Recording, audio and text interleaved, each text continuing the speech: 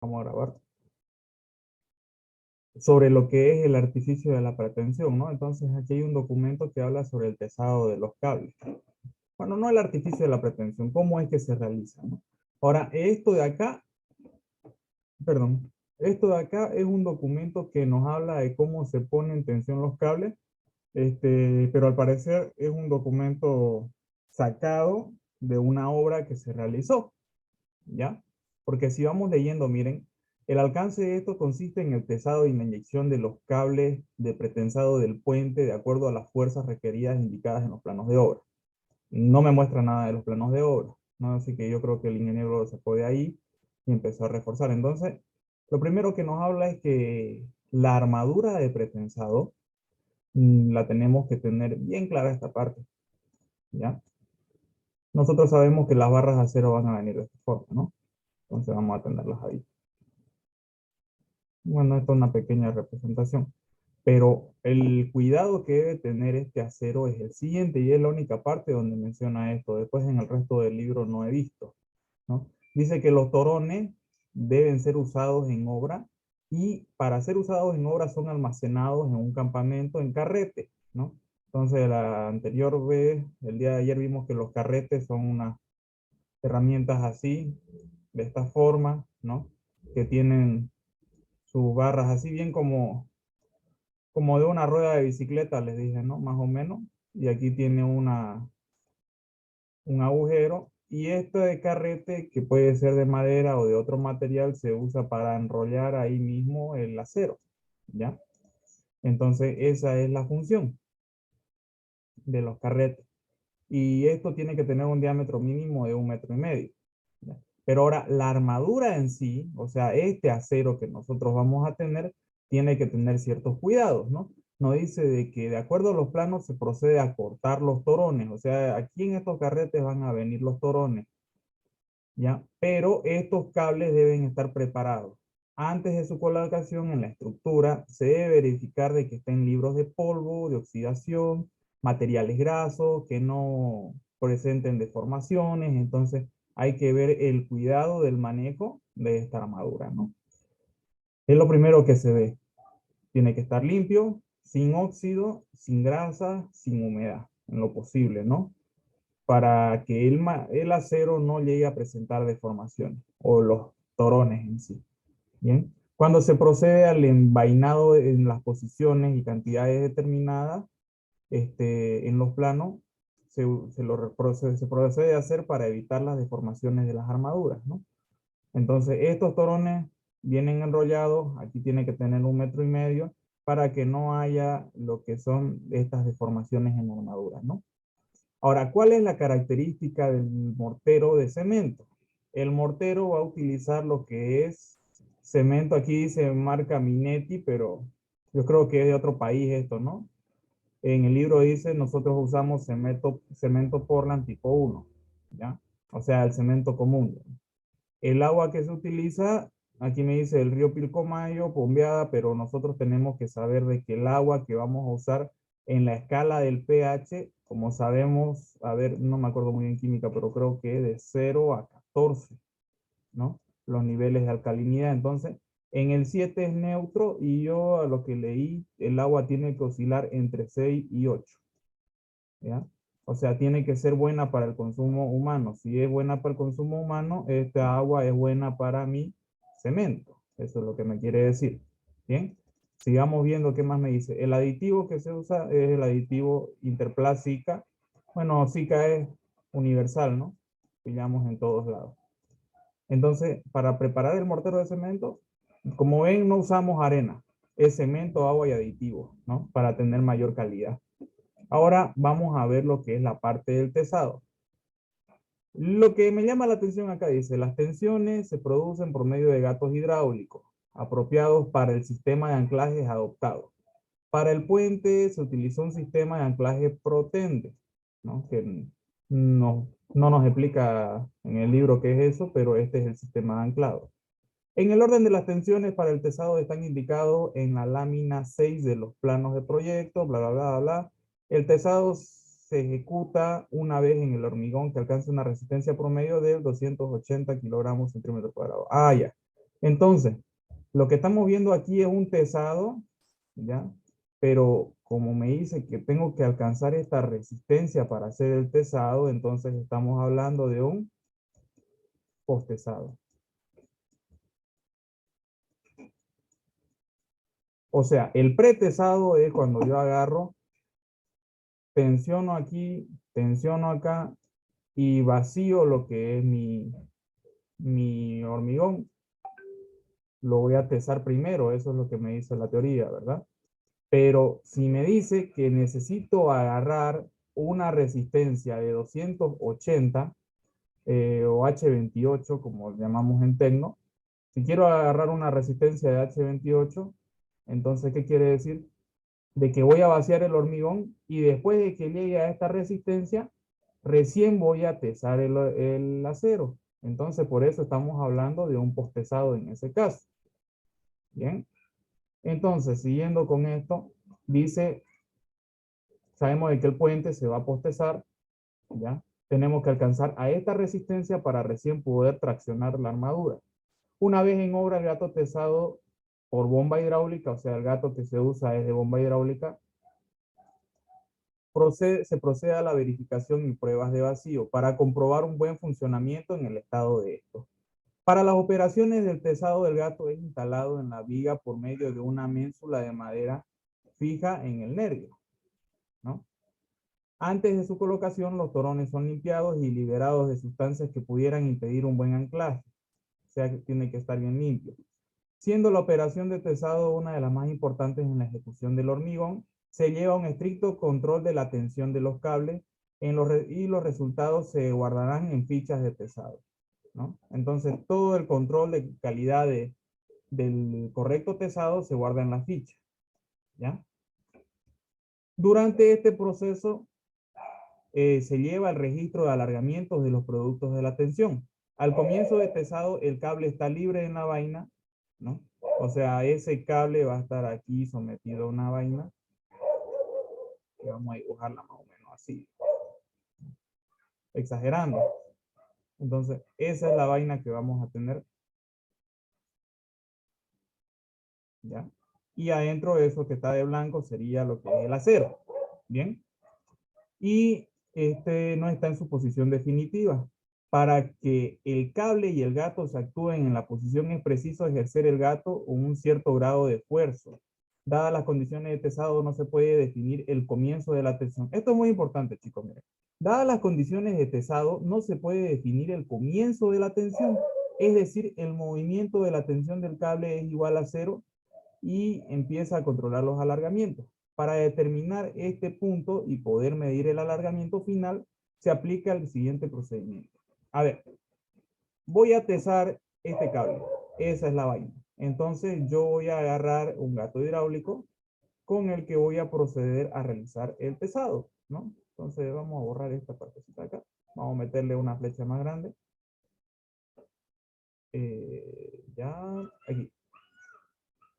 Bien, entonces vamos a tesar con gatos hidráulicos esto, ¿no? La pregunta es, ¿cuándo yo voy a proceder a tener mi tensión inicial? O sea, T sub 0, la tensión inicial, ¿ya? Entonces yo digo, a ver, si me voy a la fórmula, la tensión en sí va a ser la fuerza P ejercida por el gato, ¿no? Dividido entre el área de la sección, ¿no? Entonces el área del acero. Acero es, si no me equivoco, así, ¿no? No, este es concreto. ¿Ya? Bueno, no olvidé el símbolo, lo voy a ver más adelante. Entre el área del acero, ¿ya? Ahora, yo no puedo decir que la tensión inicia en cero. Eso es lo que me quiere decir. Para yo saber cuál es la tensión inicial, dice, dadas las condiciones de tesado, no se puede definir el comienzo de la tensión. No, no se lo puede definir. Es decir, el momento en que la tensión en el cable es igual a cero y empezar a controlar los alargamientos. Entonces, ¿cómo yo controlo los alargamientos? Paso 1, esto es importante. Cuando yo voy a hacer el control de alargamiento, parto de lo siguiente. Voy a hacer subir la presión hasta un valor de 100 kilogramos centímetro cuadrado y colocar las referencias medidas en los torones. Entonces, esas son las fichas de pesado. yo voy a agarrar el gato y voy a llegar a una tensión de 100 kilogramos en el área de 1 centímetro cuadrado, ¿no? Entonces, llego a la primera que va a ser 100. Hasta ahí vamos bien. Después, ¿qué hice? Voy a subir la presión hasta un valor de 200 kilogramos centímetro cuadrado y se mide el alargamiento correspondiente. Entonces voy a decir, la tensión 1 va a ser 100. La tensión 2 va a ser 200. Entonces, cuando yo tengo entre 100 y 200, recién se mide el alargamiento del cable. Entonces, ese alargamiento, ¿qué va a hacer? ¿No? Si yo tengo un cable inicial, me quiere decir aquí que va a estar de esta forma, y luego procedo a estirarlo, ¿no? Con una tensión de 100 ya va a quedar estirado, pero con una tensión de 200 ya va a haber esta deformación, ¿no? Se va a estirar un poquito y se va a alargar el cable. Eso es lo que me dice la ley de Hooke, ¿verdad? Entonces, al estirarse un poquito, alargarse el cable y adelgazarse un poco, ¿ya? Voy a tener esta parte de aquí, ¿ya? Esto que estoy pintando de color medio naranja. ¿Eso qué va a hacer? Esto es delta L. Entonces, ahí se mide el alargamiento correspondiente entre 100 y 200. Coloco 100 para templar el cable. Blanco va a estar templado. Coloco 200 para ver el primer alargamiento delta L. Entonces, cuando yo tenga mi primer alargamiento delta L, que va a ser pequeño, ¿ya? Entonces, yo voy al paso siguiente. ¿Cuál es el paso siguiente? Considerando que el alargamiento es proporcional a la tensión en la zona elástica, se adopta el valor medio del paso 2. ¿Ya? Entonces, ¿qué quiere decir? Acá voy a tener un alargamiento, pongámosle de 2.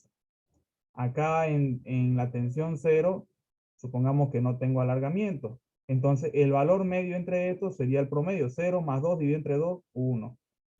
Y este va a ser mi delta L. Y esa delta L, ¿ya? Va a ser el valor con el que yo voy a definir mi tensión inicial. ¿Se entiende?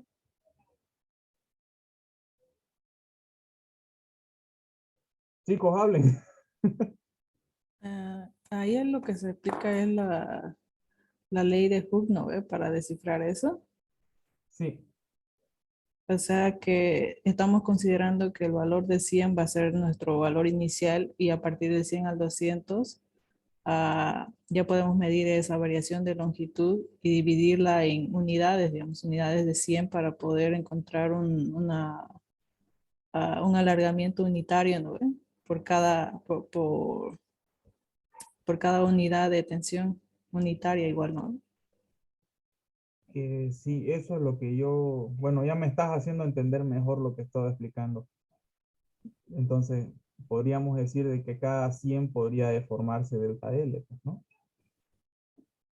Porque Es que nosotros pasa, ¿no sabemos ve de que que... dice que no se puede, no sabemos si Ujú. nuestro acero está llegando con algo de tensión, con menos, entonces, como no sabemos cómo inicia, directamente lo hacemos llegar al 100 para contar con nuestro 100 como si fuera un cero y que sea nuestro valor inicial, ¿no? A 200. Ujú, es el punto de partida, prácticamente, para luego ver cuánto es la deformación. Sí, Es se eso. entendió bien. Ok, ya. Sigamos entonces. Voy a borrar esta muñeca. Si alguien no entiende, habla nomás, ¿no?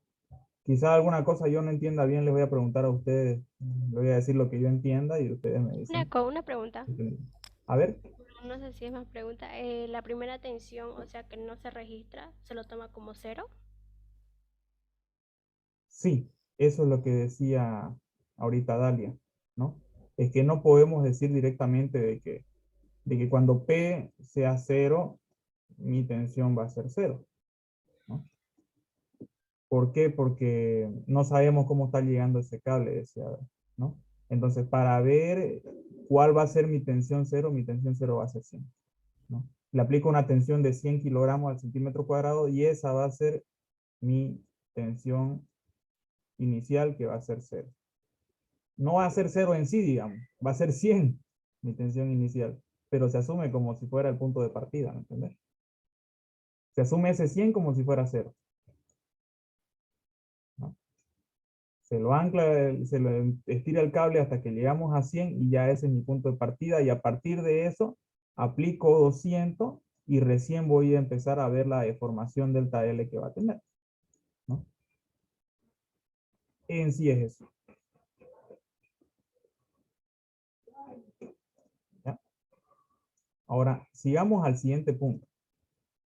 Se continúa, vamos a pegar un poquito acá. Se continúa con el proceso de tesado hasta el valor de presión previsto, midiendo y acumulando los alargamientos correspondientes.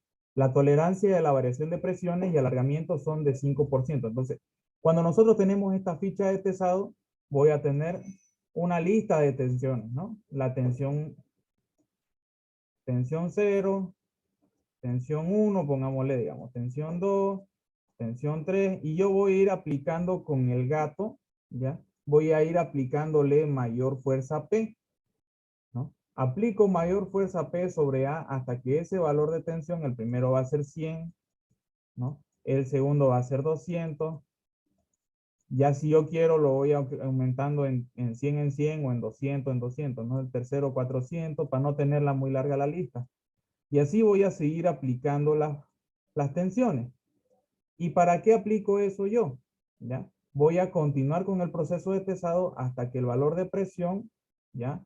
Previsto, midiendo y acumulando los alargamientos correspondientes, llegue a tener una tolerancia de variación de presiones de alargamiento del 5%. Entonces voy a ir aplicando la tensión y voy a ir midiendo cuánto es su delta L, ¿no? Entonces, de esta longitud L de aquí arriba, ¿ya? Este va a tener un alargamiento delta L cuando yo aplique una tensión de 100, ¿no? Bueno, esta va a ser la inicial, ¿no? Cuando aplique una tensión de 200 va a tener delta L 1.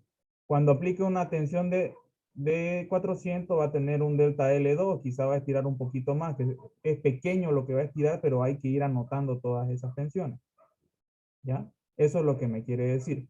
No me dice cada cuánto, pero lo que tenemos que ir observando es que va a haber una tolerancia del 5% entre cada alargamiento, ¿no? Y eso es lo que debemos de evaluar. Si hay un cambio brusco, digamos que sea mayor del 5%, entonces ese cable es peligroso, ¿no? Si estira más del 5%, entonces ahí mismo se detiene el tesado y se cambia de cable, puede que esté defectuoso, ¿no? Se cambia de rollo. Entonces, ese es el control de calidad que se le hace en el acero, ¿no? Porque imagínense que yo agarre y estire un cable y en pleno tesado, reviente el cable, me revienta la viga de hormigón y se va al tacho todo. Entonces, este control de calidad se lo hace con mucho cuidado, ¿ok? Es para ver si el cable es apto y solo se puede ver tesándolo. Ahora, el primer proceso es colocar la vaina, colocar el acero, ¿no? O el acero que se va a pretensar, ir tesando esto, y ya cuando yo llego a la tensión requerida, ya procedo a la inyección.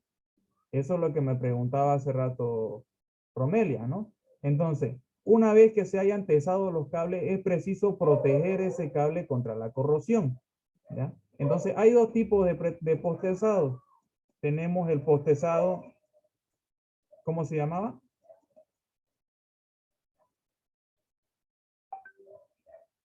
El adherente. El adherente y el no adherente. Entonces, si yo voy a hacer un postesado adherente, quiere decir de que entre medio de esta vaina y este acero, vamos a tener que rellenar con hormigón, ¿no?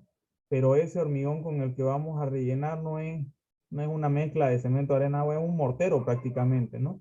¿Qué mortero? Me van a decir. Este mortero de aquí es el mortero de cemento que hablábamos hace un momento, ¿ya? Este de acá. Mezcla de cemento, agua y el aditivo. Lleva arena en algunos casos, pero preferiblemente no meterle arena, porque la arena hace de que el cemento no trabaje a toda su capacidad de cohesión, ¿no? Entonces se prefiere usar una masa espesa de mortero, ¿ya? ¿Cómo se inyecta este mortero? Miren, el proceso es así. Una vez ya están tensados estos cables, ¿ya? Para garantizar de que este cable no se vaya a oxidar, yo voy a hacer un postezado adherente, ¿ya? Entonces, para el postezado adherente debo de inyectarle el mortero, que es la mezcla del agua, del cemento y el aditivo, ¿bien? ¿De qué forma, no? El mortero es dosificado de tal manera que posea la fluidez suficiente para ser inyectado totalmente con el material usado. Este índice de fluidez se mide con el cono de Marsh.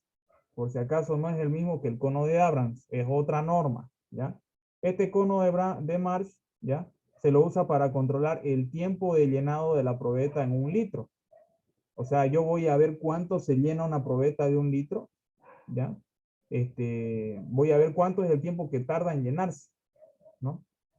Yo voy entonces inyectando aquí. ¿Dónde está el resaltador? Creo que es este. Ya. Yo voy a ir rellenando todo esto de acá. Bien. Lo voy a ir rellenando con pasta de hormigón. Entonces, yo voy a ver el tiempo que tarda en rellenarse 1 litro de todo este elemento. Eso es lo que quiero saber.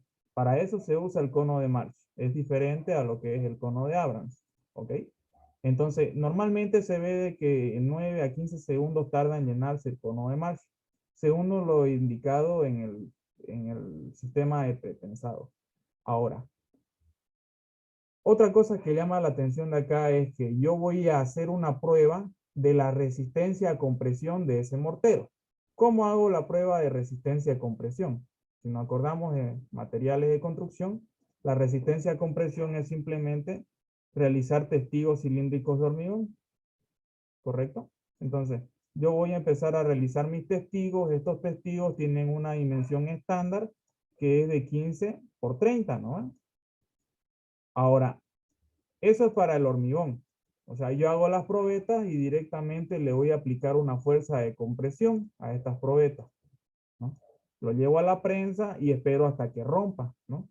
Y me dice la fuerza que voy a aplicar. Pero para el mortero también se le hace esta prueba. Nada más que es diferente. ¿En qué sentido es diferente? De acuerdo a la norma, la resistencia mecánica a compresión, ¿ya? Del mortero por inyección es de 200 kilogramos centímetro cuadrado. O sea que el mortero tiene que tener una resistencia de H20, ¿no? Eso es alto. Yo les voy diciendo, yo trabajo allá con el ingeniero Pérez y esto es alto. A los 7 días tiene que tener una resistencia de H30.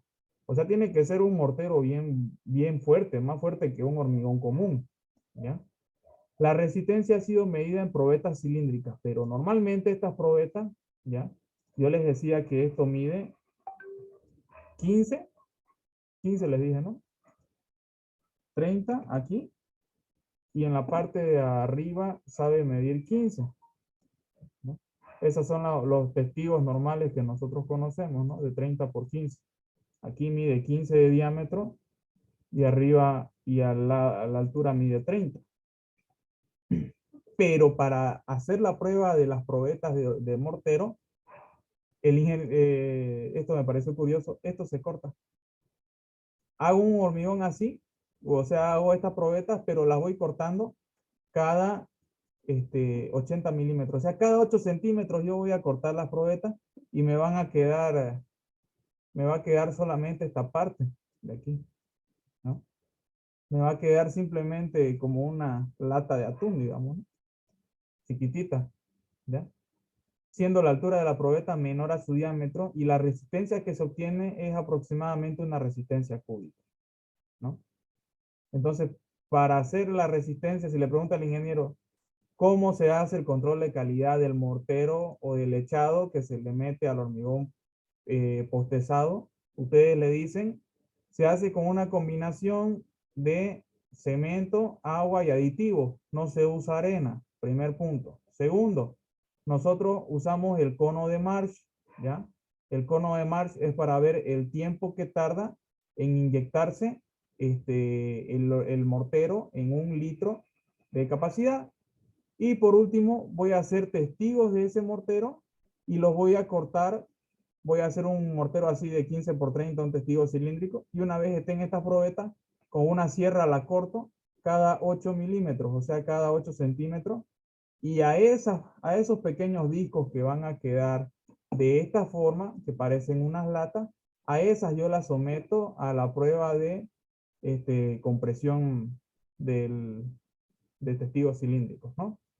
O ruptura de testigos. Entonces, ese es el control de calidad que se le hace para el mortero, ¿ya? Si yo voy a hacer un mortero, tengo que preparar la dosificación, realizar estos testigos, cortarlos y romperlos. Y si veo de que en un periodo de 7 días llega a 200 kilogramos y a los 28, 300 kilogramos por centímetro cuadrado, entonces esa dosificación de mortero es la que yo voy a usar para mi hormigón postezado. ¿Ya? Sigamos por parte entonces. Una vez yo termino de tesar el alambre, ¿ya? Yo voy a inyectarle el mortero. ¿Ok? Entonces, una vez tesado, recién yo agarro y empiezo a llenar todo esto. De mortero. ¿Ya? Ahora vamos a ver qué seguridad se tiene en esa parte. Bueno, pero hasta ahí se entendió esto, ¿no? El control de calidad del mortero y del acero. Sí, todo claro. Bien. Si alguien tiene dudas, habla nomás. Y si estoy hablando, estoy aburriendo mucho, me dicen que me apure, ¿ya? Entonces, la seguridad. Todo el personal debe usar, ya sabemos, casco, overol, etcétera, etcétera. Los operadores tienen que estar lejos de la maquinaria, o sea, lejos de la máquina de pretesado. No tienen que estar todo el bollo ahí cerca, solo uno tiene que hacer las mediciones, ¿ya? Entonces, para los aspectos prácticos se dice que se debe calibrarse y probar el equipo antes de usarlo, ¿no? El personal que vamos a usar, de todo el personal, tenemos que escoger los idóneos para que vayan a hacer las lecturas cuando se haga el pretesado, ¿ya? Perdón, el postezado. Todos tienen que tener equipo de seguridad. Los anclajes y acoples deben estar enfilados mm, por un tubo guía uniforme, o sea, tienen que estar de esta forma, pues, ¿no? Tienen que estar armaditos ya. Para evitar esquinas agudas, cortes eléctricos y efectos de soldadura, ¿no? Tenemos que estar controlando bien de que no haya esas fallas de corriente. Poner esmero en la colocación de ductos, o sea, medir bien cuando se va a colocar los ductos curvos, todo eso, ¿ya? Tener cuidado con el desplace, el izado de las armaduras, ¿ya? Ofrecer un espacio correcto para poder tesar, o sea, si acá va a estar en un voladizo y no le coloco madera para poner la máquina, entonces no puedo proceder al tesado, ¿no? Debo tener siempre un espacio de madera o un área para yo colocar el equipo. Después debo cuidar el correcto enviaje de las esquinas, ¿ya? Que pueden dañarse, o sea, aquí lo que entendí es de que nosotros tenemos que cuidar de que no se desvíen un poco los cables de acero. El personal tiene que entender la relación entre la tensión y el alargamiento, ¿no? Que nosotros vamos a aplicar una tensión o vamos a aplicar una fuerza P, mejor dicho, con el gato, y esa fuerza P va a provocar de que haya un alargamiento delta L, entonces eso tienen que entenderlo bien. ¿Ya? Vamos viendo. Valda, ¿Sí? en la Diga. parte en la que hiciste que cuidar el correcto, o sea, para que no se desvíe de las esquinas, ahí quería Ajá. agregar que es para que no exista una tensión de curvatura. O sea, para no agregarle otra tensión, estos tienen que ser rectos, digamos. Entonces, para evitar que se produzca la tensión de curvatura es que se usa también estas ruedas, los carretes grandes y también o sea, para que cuando los saquemos salgan rectos y también cuando que no se produzcan, o sea, que no los doblen los cables para que no Ujú. exista la tensión de curvatura. Eso. Oh, ¿verdad, no? Claro, porque esto medio se curvea un poco y ya se genera otra fuerza de momento. Bien, gracias, Dalia. Entonces eso vamos viendo, ¿no? No exceder la presión P en un intento brusco de llegar a delta L. Por ejemplo, si yo quiero llegar a cierta delta L, tengo que aplicar cierta tensión, ¿no? Y para eso tengo que aplicar una fuerza P. Entonces, ahí el obrero va a ir aplicando la fuerza P con la máquina, pero para llegar a cierta delta L, que eso va a estar en esta parte de aquí que yo les dije. Se me fue el nombre, siempre se me van los nombres, en las fichas de pesado.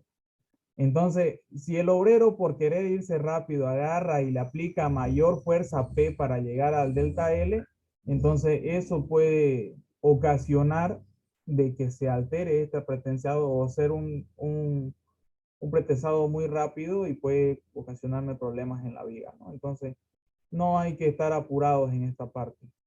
Todo tiene que seguir según el control de calidad. Y hay que observar siempre la secuencia de la operación recomendada para evitar problemas, ¿no? Que son siempre, y todo eso se prevé llevando los registros, ¿no? Ahora aquí solamente nos muestra las imágenes del proceso constructivo, ¿no? Las partes de los diferentes anclajes que hay, ¿no?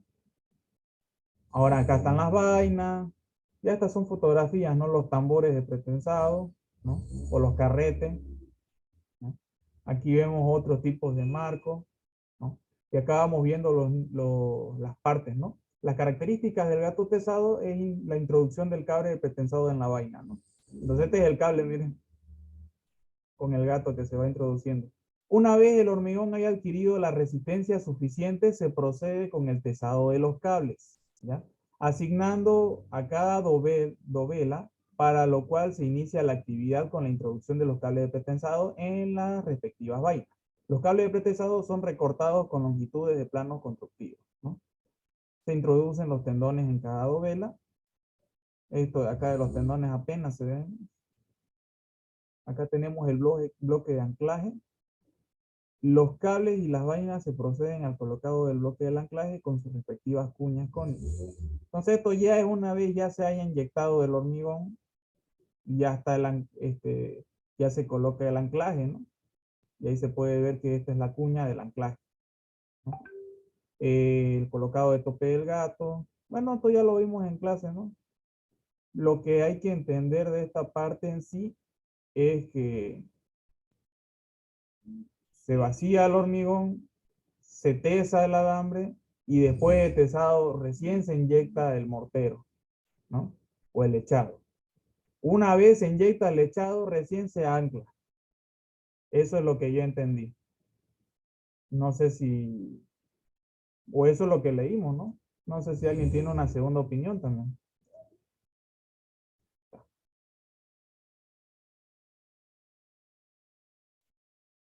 Vamos viendo, con todos los accesorios los gatos se colocan para el tesado de los cables, ¿no?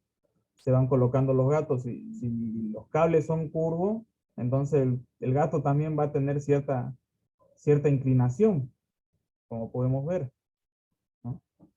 Una vez alcanzada la presión requerida, el pistón del gato es introducido al tambor con la bomba hidráulica en reversa y posteriormente se retiran los anclajes provisionales del gato. Y así se procede con todos los cables.